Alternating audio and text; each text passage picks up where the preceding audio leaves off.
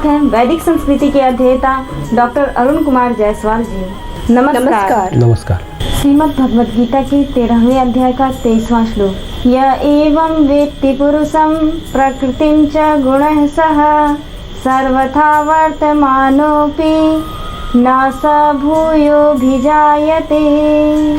इस प्रकार पुरुष को और गुणों से सहित प्रकृति को जो मनुष्य तत्व से जानता है, वह सब प्रकार से कर्तव्य कर्म करता हुआ भी फिर नहीं जन्मता। एक सवाल है, सभी स्त्री पुरुषों के लिए आध्यात्मिक उन्नति एक वास्तविक अनुभव हो सकता है क्या? मेरा भी एक सवाल है, जब मनुष्य स्वयं को साक्षी मानकर चल रहा होता है तब क्या होता है? तत्व से जानना यानी दृश्यमान संपूर्ण जगत माया का कार्य होने से क्षणभंगुर, नाशवान, जड़ और अनित्य है तथा जीवात्मा नित्य चेतन, निर्विकार, अविनाशी एवं शुद्ध बोध स्वरूप सच्चिदानंद घन परमात्मा का ही सनातन अंश है। इसे समझकर संपूर्ण कायिक पदार्थों के संग का सर्वथा त्याग करके परम पुरुष परमात्मा में ही एक ही भाव से नित्य स्थित रहने का नाम उनको तत्व से जानना है। इसको थोड़ा और विस्तार से समझे। वो स्त्री और पुरुष जो इस प्रकार पुरुष और प्रकृति को गुणों के साथ जानता है, उसका जीवन कैसा भी हो वह फिर जन्म नहीं लेता है। ये बड़ी महत्वपूर्ण बात है। भगवान कहते हैं वह कैसा भी जीवन जी रहा हो वह जन्म नहीं लेता। वह स्त्री या पुरुष जो इस पुरुष को जानता है, जो अभी बताया गया प्रकृति के गुणों यानी सत्व और तम को जानता है। जानता हो मतलब अनुभव करता हो। प्रकृति की घटनाएं या पुरुष या स्व को कोई कर्म छूते नहीं है। वो जानता है कि पुरुष का कोई कर्तव्य नहीं।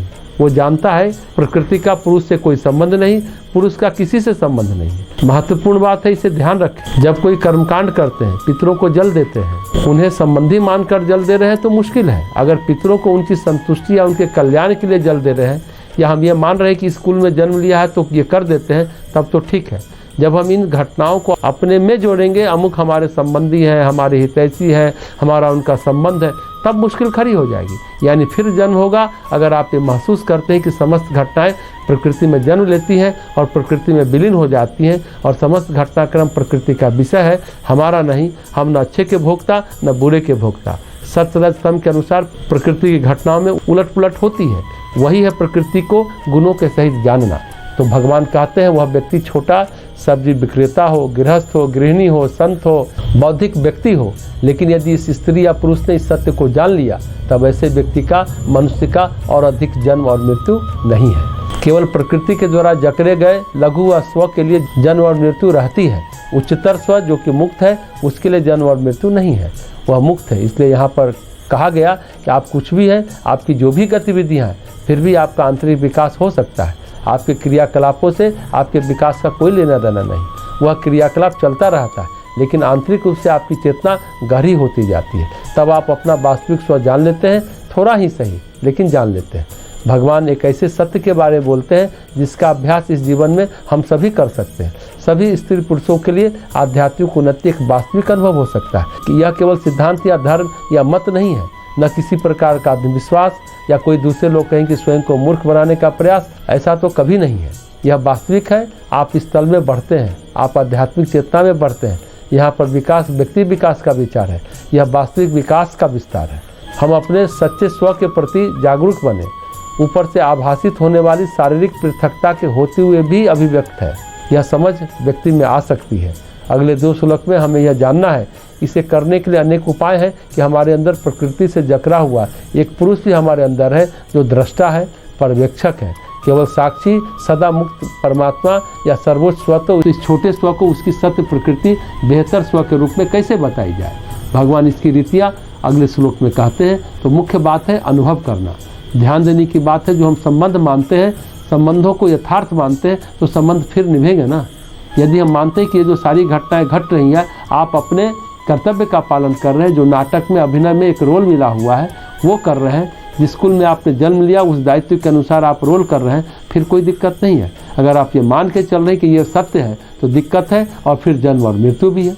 रोल मानकर कर रहे हैं तो आप साक्षी है, दृष्टा है, अपने कर्मों के साक्षी, घटनाक्रमों के साक्षी, यानी जो कर रहे हैं उसके भी साक्षी, फिर तो कोई परेशानी नहीं है, फिर कोई पितर नहीं है, फिर तो प्रकृति की लहरें हैं। हमारे द्वारा किए गए कर्म भी प्रकृति की लहरें हैं, घटनाक्रम भी प्रकृति की लहरें हैं। अस्तित्व तो केवल हमारा ही है, उस स्व का अस्तित्व है। प्रकृति का तो कोई अस्तित्व है ही नहीं। श्रीमद् भगवत गीता के 13वें अध्याय का 24वां श्लोक। ध्यायेनात्मनि पश्यन्ति केचिदात्मानमात्मना अन्ये सांख्येन योगेन कर्मयोगेन चापरे। उस परमात्मा को कितने ही मनुष्य तो शुद्ध हुई सूक्ष्म बुद्धि से ध्यान के द्वारा हृदय में देखते हैं, अन्य कितने ही ज्ञान योग के द्वारा और दूसरे कितने ही कर्म योग के द्वारा देखते हैं, अर्थात प्राप्त करते हैं। एक प्रश्न है कि परमात्मा को लोग किस किस प्रकार से देखते हैं? मेरा भी एक प्रश्न है, भगवान को पाने के कितने मार्ग हैं और मनुष्य को किस मार्ग का चयन करना चाहिए? इस श्लोक में भगवान कहते हैं यह क्षेत्र क्षेत्रज्ञ का ज्ञान है।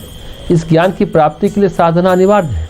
तप का परिणाम योग, योग का परिणाम ज्ञान, ज्ञान का परिणाम भक्ति। कुछ लोग अपने स्वयं के हृदय को शुद्ध कृत अंगों की सहायता के द्वारा ध्यान के द्वारा अपनी आत्मा का अवलोकन करते हैं। कुछ ज्ञान योग के मार्ग से, कुछ कर्मयोग के मार्ग से इसे देखते हैं। अपने सत्य को इंद्रियों के वश में करके, मन को वश में करके, ऊर्जा को अंतराभिमुख करके, साक्षी के रूप में, गवाह के रूप में वहाँ पर विद्यमान उस सूक्ष्म सत्ता को खोजने का प्रयास करते हैं, अपने में खुद में प्राप्त करते हैं।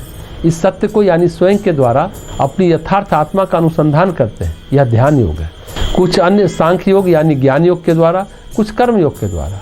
केवल एक ही विधि नहीं है, अनेक विधि है। मोटे रूप से 4 विधियाँ हैं, ध्यान योग, ज्ञान योग, सांख्य योग और कर्म योग, जिसका इस श्लोक में उल्लेख है। तथा चौथा भक्ति योग का मार्ग है। हमारा दर्शन किसी मार्ग को चुनने की स्वतंत्रता देता है। महत्व केवल इस बात का है कि हमें सत्य प्राप्त करना है। महर्षि पतंजलि का योग सूत्र भी यही कहता है। उसी प्रकार ध्यान करके जो अपने आंतरिक हृदय को संतुष्ट करे, इसलिए हम अपनी विधि अपनाते हैं। कुछ विधियाँ पतंजलि भी बताते हैं और फिर वे कहते हुए सुंदरता प्रदान करते हैं कि जो आपको आकर्षित करे उसका अनुगमन करिए, लेकिन इसे प्राप्त कीजिए। मुख्य बात उपलब्धि है। विधि आपके स्वभाव और सुविधा के अनुकूल हो सकती है, तो विधि कोई भी हो, सुविधा आपकी है, विधि का चयन आप करिए। बात यह है कि गंतव्य तक आपको पहुंचना ही है। श्रीमद् भगवद गीता के 13वें अध्याय का 25वां श्लोक। अन्ये त्वेवमजानन्तः श्रुत्वान्येभ्य उपासते तेऽपि चातितरन्त्येव मृत्युं श्रुतिपरायणः। परंतु इनसे दूसरे अर्थात जो मंद बुद्धि वाले पुरुष हैं, वे इस प्रकार ना जानते हुए दूसरों से अर्थात तत्व के जानने वाले पुरुषों से सुनकर ही तदनुसार उपासना करते हैं, और वे श्रवण परायण पुरुष भी मृत्यु रूप संसार सागर को निसंदेह तर जाते हैं। एक प्रश्न है कि मंद बुद्धि वाला पुरुष जिन्हें पता नहीं क्या करना चाहिए क्या नहीं, वह कैसे भगवान को प्राप्त कर सकते हैं? मेरा भी प्रश्न है, मृत्यु को जीतने का अर्थ है जन्म को जीतना, इसका क्या सारगर्भित अर्थ है?